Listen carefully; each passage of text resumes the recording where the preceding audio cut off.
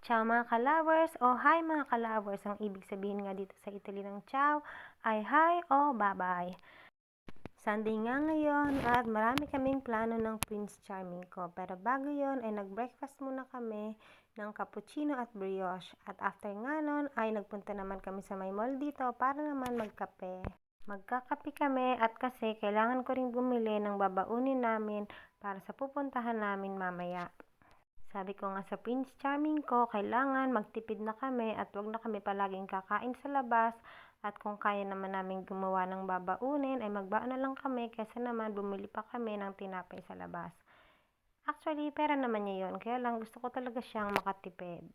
Siyempre, gusto ko rin namang isipin ng Prince Charming ko na concern ako sa kanyang financial status. At dahil nga ay panahon ng kastanya dito o yung mga chestnut ay inaya ko si Prince Charming na manguha sa may bundok ng mga chestnut. At sinama ko na rin si JR para naman mas marami kaming makuhang mga kastanya o chestnut.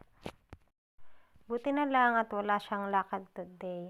At kung mapapansin nyo nga, ang lagi ko na lang kasama ngayon ay si JR kasi yung dalawa kong anak na mas malaki sa kanya ay mga busy na sa kani-kanila mga sariling buhay, love life at trabaho. Ganun talaga yung mga bagets, yung mga anak natin. Saglit lang silang magiging bata o saglit lang natin silang kasama kasi mabilis nga lang ang panahon at magkakaroon na sila ng sarili-sarili nilang mga buhay. Start na nga kaming manguha ng mga chestnut dito nga sa Italy. Kapag ganitong panahon na autumn na ay marami ng chestnut. Oh, ang laki. Wala na, isa lang? Marami yan. Oh, isa lang to. Tama na yan. Tama na to? Oo. Ang konti.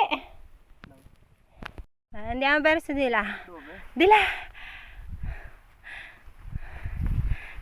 Ba't mo ginanya sa tayo, puwerino?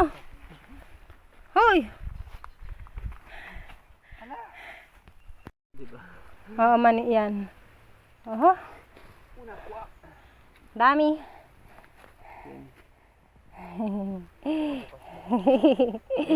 Do. Kana, lagyan mo na dito. Vedi che cadono. Dito. Stanno cadendo. Una qua. Anche qua. Dove? Quello va bene, bello. Questa mi sembra buona. Ah, ito pa. Hola.